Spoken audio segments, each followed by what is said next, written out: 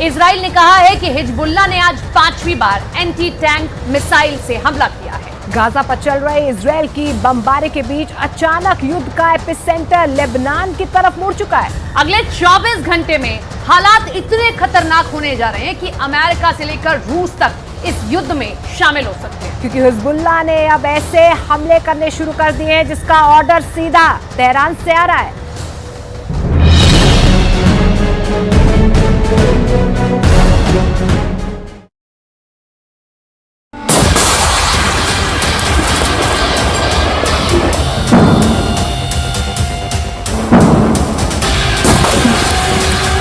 صاحب الزمان يا حي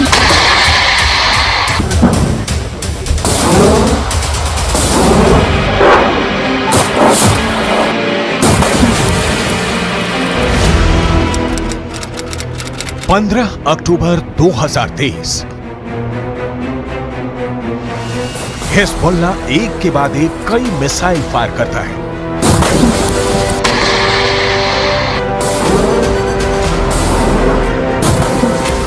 पहला हमला, टावर उड़ गया। दूसरा हमला, रेडार तबाह हो गया। اللهم صل على محمد وآل محمد। तीसरा हमला, एक और अड्डा तहस नहस हो गया।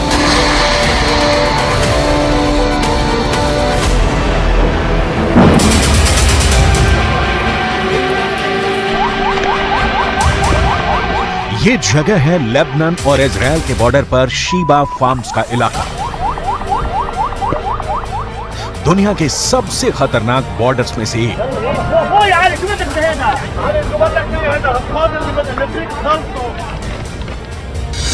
और यहां बने हैं इजराइल के 5 बहुत ही खतरनाक अड्डे। अड्डा नंबर 1, अड्डा नंबर 2, अड्डा नंबर 3, अड्डा नंबर 4, अड्डा नंबर 5। ये जगह गोलान की पहाड़ियों के उत्तर में है और यहाँ पहाड़ों की ऊंचाई 1500 मीटर तक है। नीचे लेबनान का इलाका और यहीं से अटैक लॉन्च किया गया। इस ग्राफिक से समझ सकते हैं इस इलाके की टोपोग्राफी, कौन कहां मौजूद है, कौन सा इलाका किसके पास है।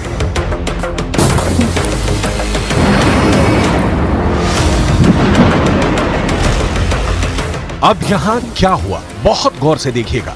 यहां लेबनान के इलाके में हिजबुल्लाह का पूरा कंट्रोल है और उसने निकाली 3 बहुत ही खतरनाक एंटी टैंक मिसाइल और मल्टी बैरल रॉकेट लॉन्चर। ये मिसाइल ईरान से सप्लाई की जाती रही है और ऐसी मिसाइलों का हिजबुल्लाह के पास बहुत बड़ा जखीरा है।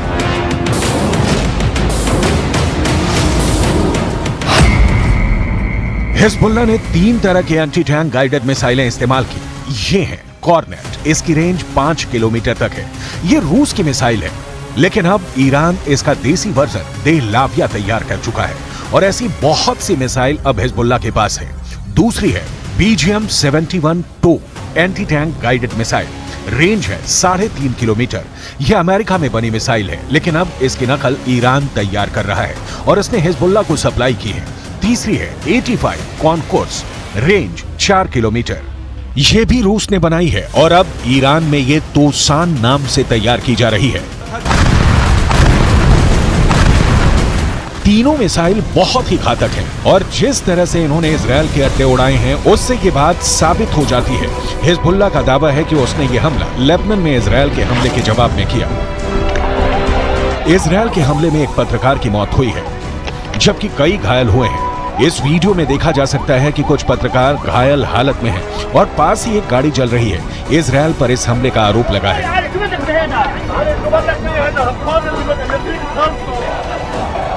अब लेबनान में इस मर्डर को लेकर इजराइल को लेकर बहुत गुस्सा फैल चुका है।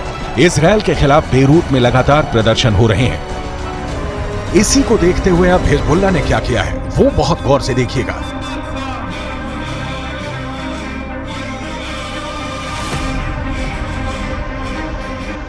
सबसे पहले इजराइल का अड्डा नंबर 1 शतुला इलाके में बने इस अड्डे पर हिजबुल्लाह ने किया पहला हमला। हिजबुल्लाह ने कॉर्नेट मिसाइल से अटैक किया जो सीधा जाकर इजराइल का एक टावर उड़ा देती है। हिजबुल्लाह की ये रेंज देखकर इजराइल के कैंप में खलबली सी मच गई, क्योंकि निशाना भी बिल्कुल सटीक लगा और टावर पूरी तरह से तबाह हो गया। इसके बाद टारगेट बना इजराइल का अड्डा नंबर 2, ये भी शतुला इलाके में है और यहाँ हिजबुल्लाह ने किया दूसरा हमला। इस बार हिजबुल्लाह ने BGM-71 टो एंटी टैंक गाइडेड मिसाइल का इस्तेमाल किया। अमेरिका में बनी यह मिसाइल इतनी सटीक है कि इसने ठीक रेडार स्टेशन को तबाह किया। ऐसा निशाना देखकर कोई भी दुश्मन डर जाएगा। इसके बाद टारगेट बना इजरायल का अड्डा नंबर 3। यह भी शतुला इलाके के करीब है और यहां हिजबुल्लाह ने किया तीसरा हमला। इस बार हिजबुल्लाह ने concourse anti tank guided missile fire की। रूस की यह वायर गाइडेड मिसाइल भी इजरायल के एक ठिकाने को खत्म कर देती है। इसके बाद चौथे और पांचवें अड्डे पर भी हिजबुल्लाह अपनी बाकी मिसाइलों और मल्टी बैरल रॉकेट लॉन्चर से हमला करता है और उनका भी वही हश्र होता है जो बाकी अड्डों का हुआ है। हिजबुल्लाह का दावा है कि इन हमलों में इजरायल को भारी नुकसान हुआ है और उसके कई सैनिक भी मारे गए हैं। ישנם הרוג וכמה נפגעים בקרב אזרחינו. צה"ל הגיב בירי והשמיד עמדות חיזבאללה ואת מקור האש. כמו כן, בוצע ירי למוצב צבאי, אין נפגעים, גם שם צה"ל הגיב באש לעבר מקורות הירי. समझ लीजिए कि इस वक्त इजरायल और लेबनान के बॉर्डर पर आग लगी हुई है और ये सब कब युद्ध को 10 गुना भड़का सकते हैं, इसके बारे में दुनिया में सिर्फ 4 लोग जानते हैं। पहले हैं इजरायल के प्रधानमंत्री बेंयामिन नेतन्याहू, दूसरे हैं ईरान के राष्ट्रपति इब्राहिम रईसी, तीसरे हैं अमेरिका के राष्ट्रपति जो बाइडेन और चौथे हैं यूरोप से लेकर अमेरिका तक सबको हिला देने वाले रूस के राष्ट्रपति व्लादिमीर पुतिन। लेकिन इस वक्त सबसे ज्यादा एक्टिव ईरान है। ईरान के विदेश मंत्री हुसैन अमीर अब्दुल्लाहिया ने कहा है कि अगर इजरायल ने गाजा पर बमबारी नहीं रोकी तो हिजबुल्लाह ने ऐसी तैयारी की हुई है कि इजरायल में जलजला आ जाएगा। در اسرائیل علیه شهروندان و غیر نظامیان در غزه فوراً متوقف شود.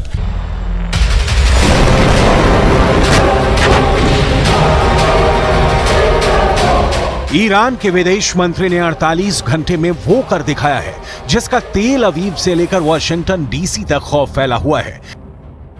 इजरायल को लेकर ईरान की वॉर डिप्लोमेसी इस वक्त युद्ध के कई फ्रंट खोल चुकी है। सऊदी अरब के क्राउन प्रिंस मोहम्मद बिन सलमान से ईरान के राष्ट्रपति इब्राहिम रईसी की बातचीत के बाद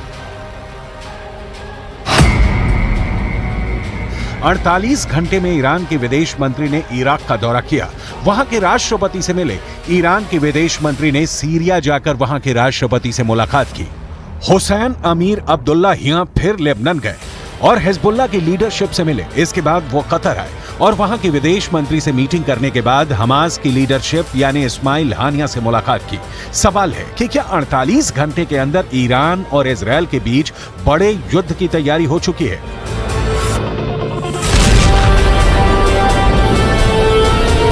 इजरायल ने भी लेबनान बॉर्डर पर हमले का वीडियो जारी करके बताया है कि वो हिजबुल्लाह को छोड़ेगा नहीं।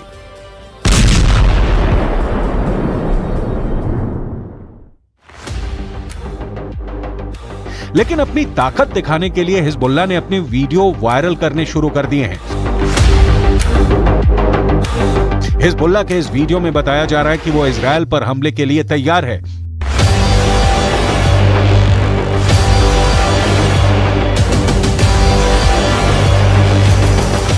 इस वीडियो में हिजबुल्लाह का मैसेज साफ है कि उसका अटैक ऐसा होगा जो इजरायल रोक नहीं पाएगा।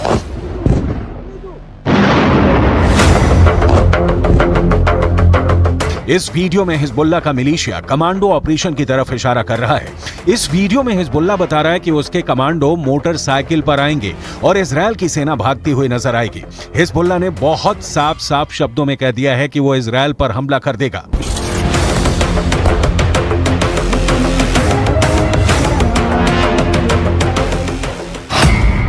अगर इजरायल की सेना फिलिस्तीन के गाजा में घुसी तो वो उत्तरी सीमा की तरफ से इजरायल पर चढ़ाई कर देगा।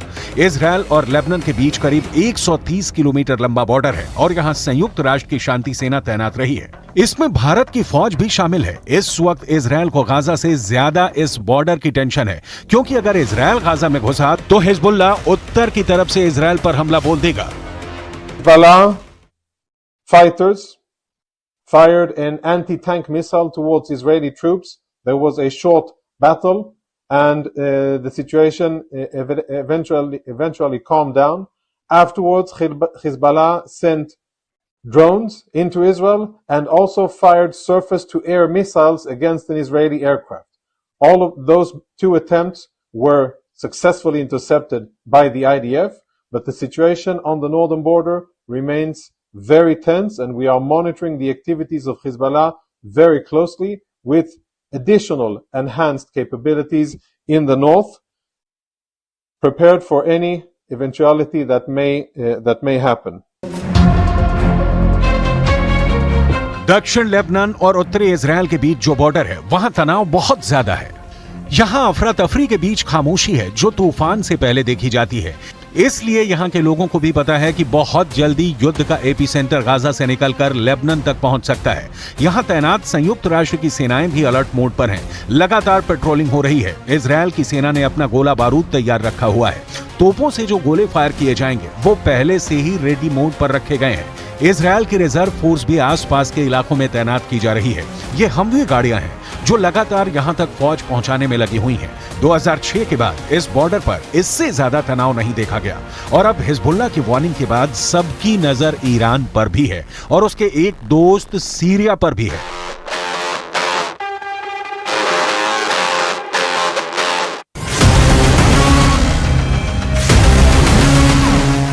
इजराइल के गोलान की पहाड़ियों पर भी टैंक पहुंचा दिए गए हैं। ये जगह सीरिया का हिस्सा था, लेकिन 1967 में युद्ध के बाद इजराइल ने सीरिया के इस हिस्से को अपने में मिला लिया और तभी से यह इलाका इजराइल के कंट्रोल में है। देखा जाए तो इस वक्त पूरे पश्चिम एशिया में युद्ध की चिंगारी पहुंच चुकी है। इजराइल से लेकर गाजा और गाजा से निकली ये आग अब लेबनान पहुंच चुकी है। चिंगारी सीरिया और ईरान में भी नजर आ रही है।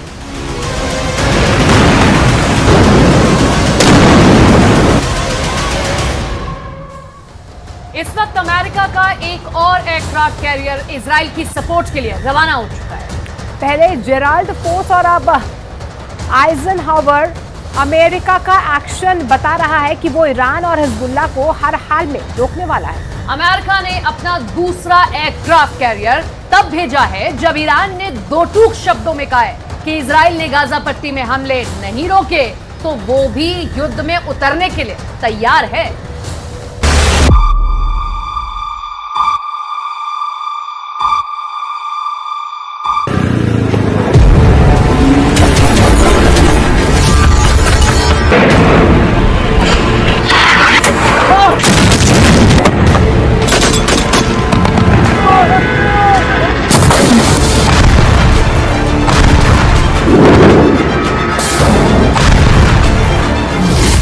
इजराइल का इरादा बिल्कुल क्लियर है, हमास के हर आतंकी का नाश।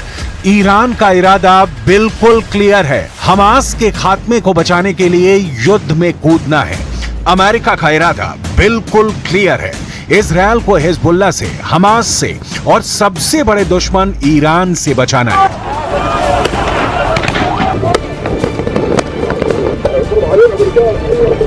मामला फंस गया है। इजराइल फिलिस्तीन युद्ध का फंदा अब ईरान और अमेरिका के गले में भी फंसता जा रहा है। अमेरिका ने अपना एक और एयरक्राफ्ट कैरियर भूमध्य सागर में उतार दिया है। आइजनहावर अमेरिका का दूसरा एयरक्राफ्ट कैरियर है जो भूमध्य सागर पहुंचने वाला है। इस एयरक्राफ्ट कैरियर की डिटेल जानकर आप चौंक जाएंगे कि यह किस कदर का शक्तिशाली है। लेकिन इस एयरक्राफ्ट कैरियर की डिटेल में जाने से पहले जो बाइडेन के भेजे इस युद्धपोत के भूमध्य सागर में उतरने की टाइमिंग समझ लीजिए। यह समझना बहुत जरूरी है क्योंकि रणभेरी बच गई है।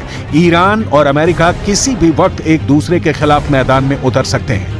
यूएसएस ड्वेट डी एसनहावर CVN 69 अमेरिका ने इजराइल के सपोर्ट के लिए तब भेजा है जब ईरान ने इजराइल को खुली धमकी दी है, युद्ध में कूदने की धमकी। ईरान ने कहा है कि इजराइल गाजा पट्टी पर तत्काल हमले बंद करे वरना वो हमास के सपोर्ट में मैदान में उतरेगा। بر اساس درکم از واقعیت مقاومت به جنایتکاران جنگی و حامیان آنها در منطقه هشدار می‌دهم که تا دیر نشده جنایات جنگی رژیم کودککش جعلی در اسرائیل علیه شهروندان و غیر نظامیان در غزه فوراً متوقف شود. شاید ساعات دیگر خیلی دیر باشد.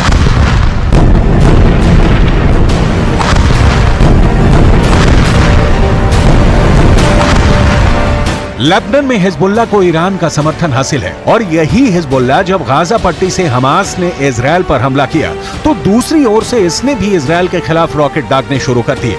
हिजबुल्लाह ने दावा किया है कि उसके लड़ाकों ने विवादित क्षेत्र में 5 इजरायली आउटपोस्ट पर हमले किए हैं। तो इस वक्त इजरायल चारों तरफ से घिरा हुआ दिख रहा है। अमेरिका का मदद के लिए पहुंचना भी तय माना जा रहा था। आपको आगे दिखाएंगे कि इजरायल के सपोर्ट में अमेरिका ने सिर्फ समंदर में युद्धपोत नहीं उतारे हैं बल्कि आसमान में भी पहरा कैसे सख्त कर दिया है। लेकिन उससे पहले ईरान के विदेश मंत्री का एक और वक्तव्य सुन लीजिए, क्योंकि ईरान क्या करने जा रहा है। دریافتم که با توجه به سناریوهای در مقابل حزب الله هر گونه اقدامی یک زلزله بزرگ علیه صهیونیست‌ها خواهد بود. ईरान की इसी बोली वाणी का रिएक्शन भूमध्य सागर में दिख रहा है, जब अमेरिका के 2 एयरक्राफ्ट कैरियर इजरायल के खिलाफ किसी भी हमले का मुंह तोड़ जवाब देने के लिए लगभग तैयार खड़े हैं। जेराल्ड फोर्ड पहुंच चुका है और आइजनहावर पहुंच रहा है। आइजनहावर स्ट्राइक किस्म का युद्धपोत है जो परमाणु हथियार, अत्याधुनिक फाइटर जेट और रेडार सिस्टम से लैस है। अमेरिका की इसके जरिए हिजबुल्लाह या ईरान को चेताने की कोशिश है। अमेरिका इजरायल की यारी की कहानी भी बहुत दिलचस्प है, लेकिन उसकी डिटेल आगे, क्योंकि दुनिया भर के एक्सपर्ट को इस वक्त चिंता सता रही है कि रूस यूक्रेन युद्ध में एक देश ही परमाणु शक्ति संपन्न है। फिलिस्तीन इजरायल युद्ध में तो कई परमाणु शक्ति संपन्न देश एक साथ टकरा सकते हैं। उसके बाद क्या होगा? मंथन जारी है, यूएन खुला है, यूरोपियन यूनियन विचार कर रहा है। ईरान अमेरिका का आमना सामना टालने की तैयारी शुरू हो चुकी है, लेकिन इस बीच ईरान से लेकर लेबनान तक खोल रहा है। इस समय युद्धपोत जेराल्ड फोर्ड पहले से ही पूर्वी भूमध्य सागर की निगरानी कर रहा है और अब एक और महाशक्तिशाली युद्धपोत इजरायल के सपोर्ट के लिए अमेरिका की तरफ से आ रहा है। अमेरिका को भी यह स्पष्ट हो चुका है कि अगर इजरायल के पक्ष में खड़े नहीं हुए तो ईरान हमास और हिजबुल्लाह के बल पे इजरायल को कमजोर कर सकता है। अमेरिका खुलकर फ्रंट पर खेल रहा है और ईरान के राष्ट्रपति इब्राहिम रईसी भी पीछे नहीं है। कहा जा रहा है कि अमेरिका इजरायल और सऊदी अरब के बीच दोस्ताना संबंध स्थापित कर ईरान को अलग थलग करना चाहता था। ईरान इस वक्त जिस हमास के समर्थन में उतरा है उसकी आवाज बंद करना चाहता था, लेकिन इस बीच ईरान ने खेल खत्म कर दिया। हमास ने इजरायल को घर में घुसकर मारा और अब इजरायल हमास को उसके घर में घुसकर मार रहा है। अमेरिका इस काम में इजरायल के साथ खड़ा है। अमेरिका के रक्षा मंत्रालय का कहना है कि हिजबुल्लाह या ईरान को हमास से हाथ मिलाने से रोकने के लिए अमेरिका ने दूसरा युद्धपोत भेजने का फैसला किया है। दूसरा परमाणु संचालित युद्धपोत भेजकर अमेरिका ने हमास आतंकवादी समूह के समर्थकों को एक मजबूत संदेश भेजा है और यह सुनिश्चित किया है कि यह संघर्ष गाजा से पश्चिम एशिया के अन्य हिस्सों तक न फैले। अमेरिका युद्ध रोकने की कोशिश कर रहा है या युद्ध भड़काने की सूरत में इजरायल के समर्थन के बहाने ईरान को हमेशा के लिए खामोश करना चाहता है। ये तो एकदम सीधी सी बात है। जो 2 एयरक्राफ्ट कैरियर अमेरिका ने इजराइल भेजे हैं, भूमध्य सागर में उनकी तैनाती युद्ध वाली कहानी ही बयां करती है। अब हम आपको बताते हैं जिनमें से एक आइजनहावर एयरक्राफ्ट कैरियर परमाणु ऊर्जा से ये लैस है, मतलब यूएसएस आइजनहावर परमाणु ऊर्जा से लैस है। 3D रडार से लैस इसकी जंगी जहाज में टारगेट को इंटरसेप्ट करके नष्ट करने की क्षमता रखता है। इसकी ऊंचाई है 244 फीट यानी 74 मीटर। इसकी रफ्तार 56 किलोमीटर प्रति घंटा है। आइजनहावर पर एडवांस फाइटर तैनात हैं। इस पर 56 फाइटर जेट और हेलीकॉप्टर तैनात किए जा सकते हैं। ये इसकी क्षमता है। इसी के साथ में ये वही वॉरशिप है जिसने खाड़ी युद्ध में अहम भूमिका निभाई थी। आइजनहावर में 1977 से अमेरिका नौसेना में है, तो आप समझ गए होंगे कि कितना महत्वपूर्ण है ये एयरक्राफ्ट कैरियर जो अमेरिका की ओर से भेजा गया है। अमेरिका के पास दुनिया का सबसे शक्तिशाली नौसैनिक बेड़ा है। अमेरिका इसकी ताकत का एहसास पूरी दुनिया को कराता रहा है। इजरायल के साथ अमेरिका के खड़ा नहीं होने की दशा में इजरायल का अस्तित्व बच पाएगा कहना मुश्किल है, क्योंकि इजरायल पर ईरान जैसे देशों की गिद्ध दृष्टि जमी रहती है। ईरान जैसे देश अब तक कबूल नहीं कर पाए हैं कि अरबों के बीच एक यहूदी देश बसा है। यही कारण है कि हमास और हिजबुल्लाह जैसे संगठनों को खाद पानी देकर ईरान उन्हें पालता रहा है, और यही वजह है कि अब अमेरिका अपनी हैसियत दिखा रहा है।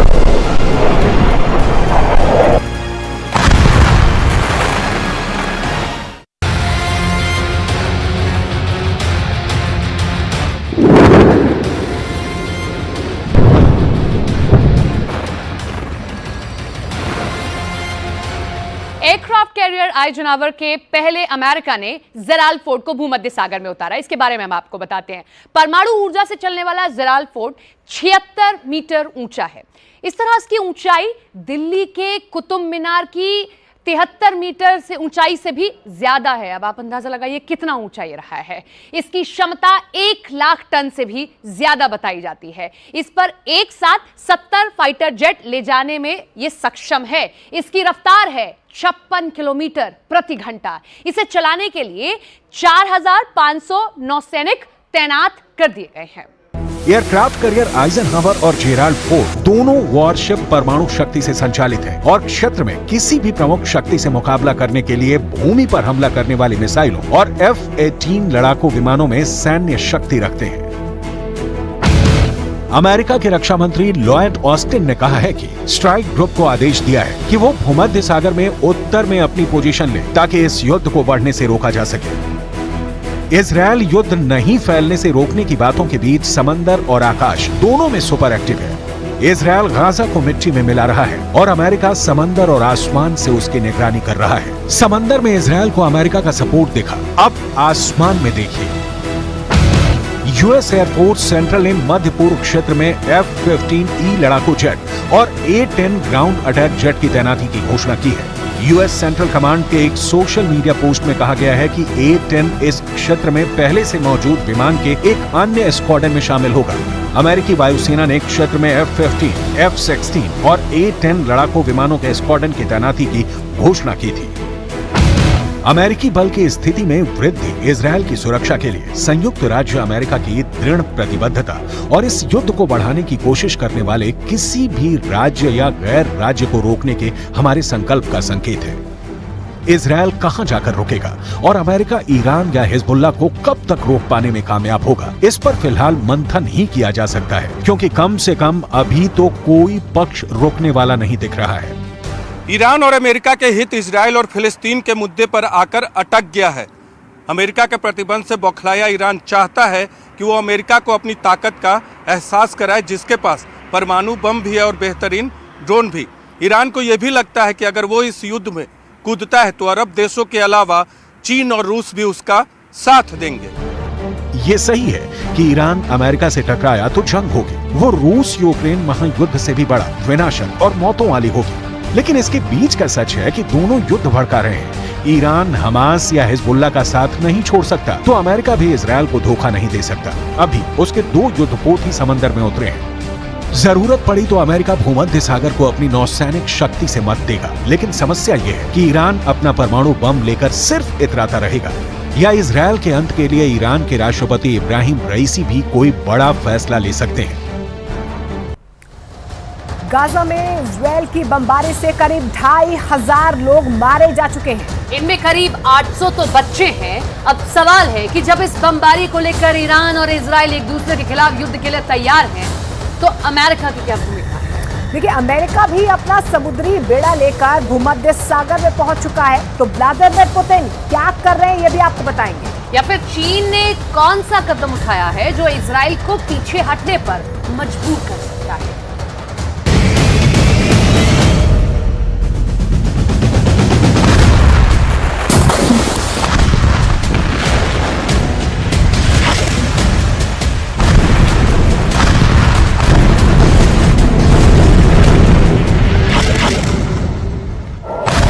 गाजा का जमीनी महायुद्ध छेड़ने वाला है।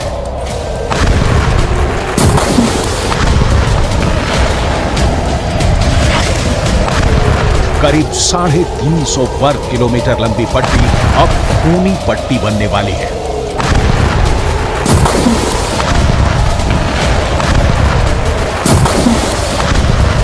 और इसीलिए इजरायल के प्रधानमंत्री बुलेट प्रूफ कवच पहनकर खुद आर्मी के कैंप में पहुंच गए। नेतन्याहू इजरायल के सैनिकों से मिले, कमांडर से मिले और उनसे कहा कि युद्ध की तैयारी पूरी कर लो, महासमर का वक्त आ गया है। अब अगले चरण में गाजा पट्टी के अंदर घुसकर हमास को चुन चुन कर मारने की बारी आ गई है।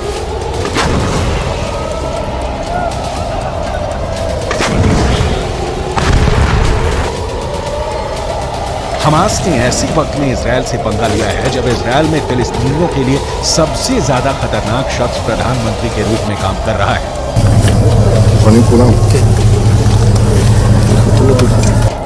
और यही इस वक्त नजर भी आ रहा है।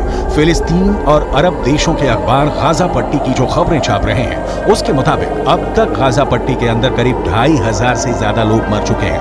गाजा पट्टी के अंदर अब तक 700 से ज्यादा बच्चे मर चुके हैं। 450 से ज्यादा महिलाएं मर चुकी हैं।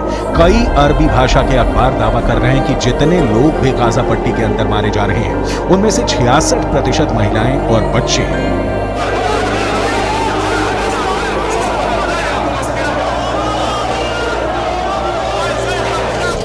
गाजा पट्टी के हालात इस वक्त ये हैं कि गाजा पट्टी के अंदर 35,000 फिलिस्तीनी सिर्फ एक अस्पताल अल शफा में शरण लिए हुए हैं और उन्हें उम्मीद है कि इजराइल यहां पर एयर बॉम्बिंग नहीं करेगा क्योंकि ये एक अस्पताल है। लेकिन अगर यहां भी हमास ने अपना अड्डा बना लिया तो फिर क्या होगा, ये इजराइल ही तय करेगा। फिलहाल यूक्रेन को बमबारी करके और मिसाइलों पर मिसाइलें बरसाकर लहूलुहान करने वाले पुतिन गाजा पट्टी के दर्द से तड़प रहे हैं।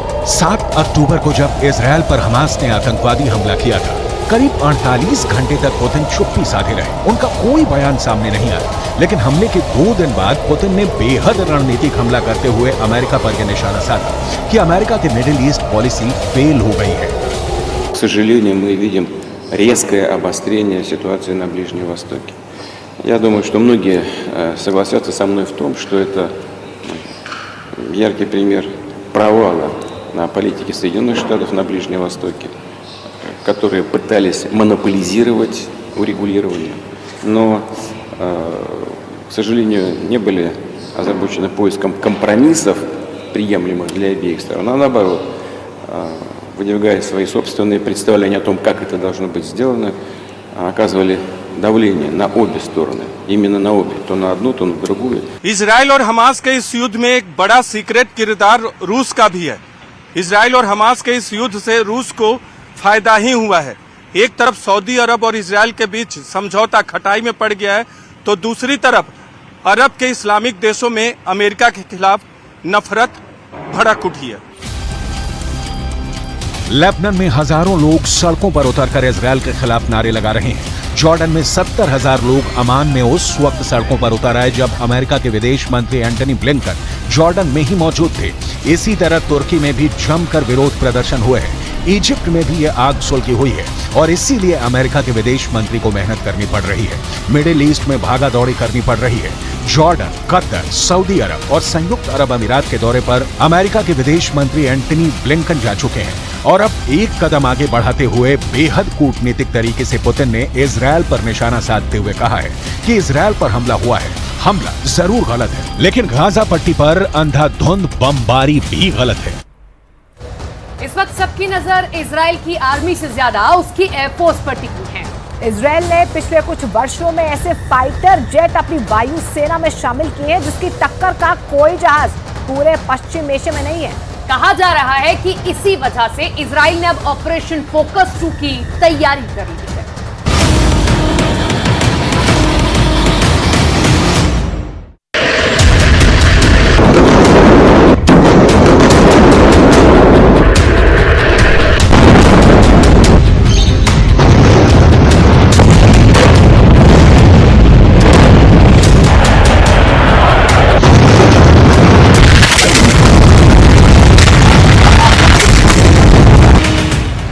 घंटे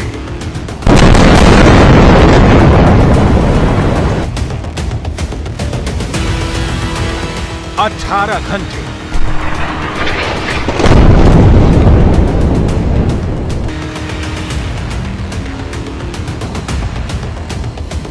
24 घंटे 36 घंटे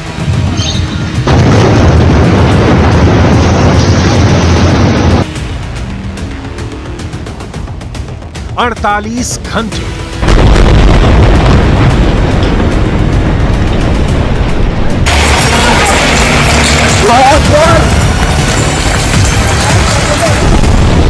'इजराइल ने गाजा को कितने घंटे में फतह करने का प्लान तैयार किया है, इजरायल के मुताबिक अगले 48 घंटे हमास पर बहुत भारी है, क्योंकि हमास का सर्वनाश करने के लिए इजरायल ने अपने शक्तिशाली लड़ाकू विमानों को जंग में उतार दिया है। गाजा की तबाही की जो तस्वीरें सामने आ रही हैं, उससे ये बात शीशे की तरह साफ हो गई है कि इजरायल के लड़ाकू विमानों ने गाजा का सर्वनाश शुरू कर दिया है।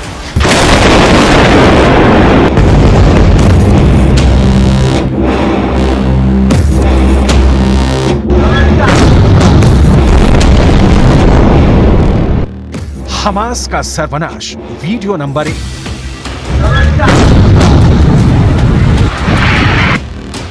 हमास का सर्वनाश, वीडियो नंबर 2।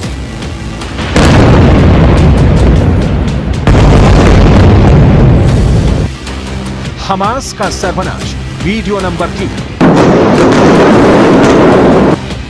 हमास का सर्वनाश, वीडियो नंबर 4।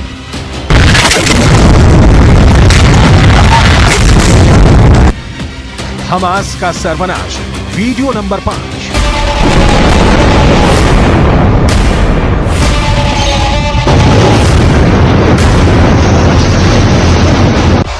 ये 5 वीडियो तो बस बानगी है। इजरायल के लड़ाकू विमान लगातार गाजा पर कहर बरपा रहे हैं। हमास से इंतकाम के लिए इजरायल ने अपने ताकतवर लड़ाकू विमानों को जंग में उतार दिया है। हमास के लड़ाकों को ढेर करने के लिए इजरायल के फाइटर जेट पूरी तरह एक्शन मोड में है। इजरायल के एयर स्ट्राइक से गाजा का बुरा हाल है। इजरायल के लड़ाकू विमान अपनी पूरी ताकत से हमास पर बड़े बड़े हमले कर रहे हैं। हमलों से कई मंजिलों की इमारतें ताश के पत्तों की तरह बिखर रही हैं। ऊंची ऊंची इमारतों के मलबे में बदलने में देर नहीं लग रहा।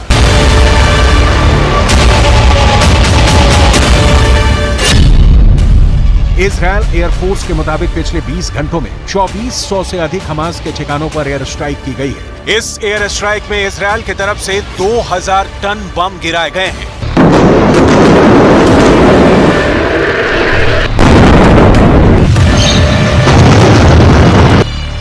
वैसे तो इजरायल के एयरफोर्स के पास जंगी हवाई जहाजों का बहुत बड़ा बेड़ा है, लेकिन उसका सबसे शक्तिशाली लड़ाकू विमान F-16IS है, जो F-16 का इजरायली मॉडल है। इजरायल की वायुसेना 2000 से ही इन लड़ाकू विमानों का इस्तेमाल कर रही है। इन 23 वर्षों में इजरायल के पायलट को F-16 से दुश्मन देश को मलबे में बदलने की महारत हासिल कर ली है। F-16 की गिनती दुनिया के सबसे सुरक्षित और भरोसेमंद लड़ाकू विमानों में होती है। दावा किया जाता है कि अमेरिका में बना F-16 लड़ाकू विमान अगर अपने पर आ जाए तो किसी भी लड़ाई का रुख मोड़ सकता है। F-16 के इजरायली मॉडल में इजराइल के दुश्मनों को ध्यान रखकर कुछ खास बदलाव किए गए, वो हम आपको बताते हैं। इसकी रफ्तार है 2414 किलोमीटर प्रति घंटा। आप अंदाजा लगाइए कितनी तेज है। और इसके साथ ही इसकी रेंज है 4220 किलोमीटर, यानी एक उड़ान से ये इतनी दूर जाकर हमला कर सकता है। यानी 4220 किलोमीटर रेंज में ये दुश्मन का सफाया कर सकता है। F-16 एडवांस हथियारों से लैस लड़ाकू विमान है। इजराइल की एयरफोर्स ने इसमें हवा से हवा में मार करने वाली मिसाइलें लगाई हैं। साथ ही साथ इसमें हवा से जमीन में मार करने वाली मिसाइलों से लैस भी इसे रखा है। ये खूबियां इसकी आपके सामने हैं। F-16 सिंगल इंजन वाला मल्टी रोल लड़ाकू विमान माना जाता है, यानी ये किसी भी तरह के ऑपरेशन को अंजाम देने में सक्षम होता है। इजराइल का ये लड़ाकू विमान 50,000 फीट तक की ऊंचाई पर जाने के लिए सक्षम है।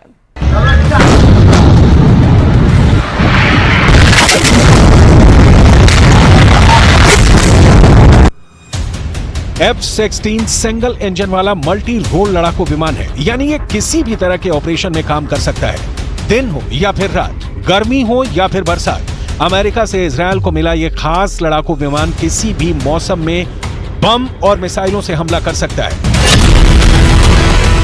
इजरायल 600 से अधिक लड़ाकू विमानों से हमले कर रहा है। साथ ही साथ 300 रॉकेट लॉन्चरों से गाजा पर बारूद की बरसात हो रही है। जंग के लिहाज से F-16 फाइटर जेट को एक विश्वसनीय और ताकतवर विमान माना जाता है।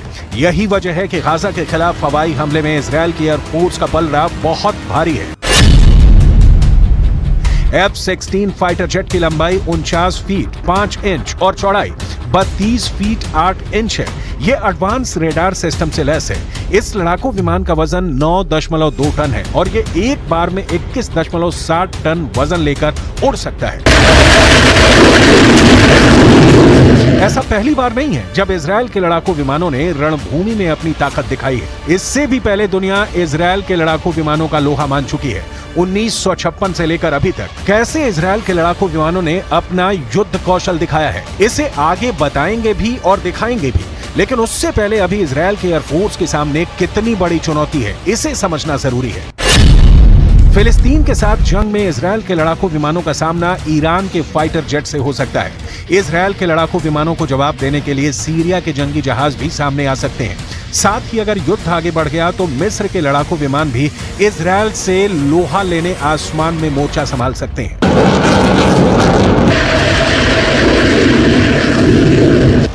कहते हैं लड़ाकू विमान किसी भी युद्ध का रुख बदल देते हैं। अगर फाइटर जेट बारूद बरसाना शुरू कर दे तो दुश्मन देश के लिए सबसे बड़े सिरदर्द साबित होते हैं। युद्ध की भाषा में कहा भी जाता है कि चाहे जंग का तरीका कितना भी क्यों न बदल जाए, युद्ध में बढ़त लेने के लिए लड़ाकू विमान सबसे कारगर साबित होते हैं। इजरायल के पास कुल 601 लड़ाकू विमान हैं, जिसमें सबसे अधिक 175 F-16 फाइटिंग फाल्कन लड़ाकू विमान है। इसके अलावा 84 F-15 ईगल विमान है, 25 F-15 स्ट्राइक ईगल लड़ाकू विमान है। इसके साथ ही इजरायल के एयरफोर्स के पास F-35 लाइटनिंग लड़ाकू विमानों की तादाद 39 है। इसके अलावा 75 नए F-35 लाइटनिंग विमानों का इजरायल ने ऑर्डर दे रखा है।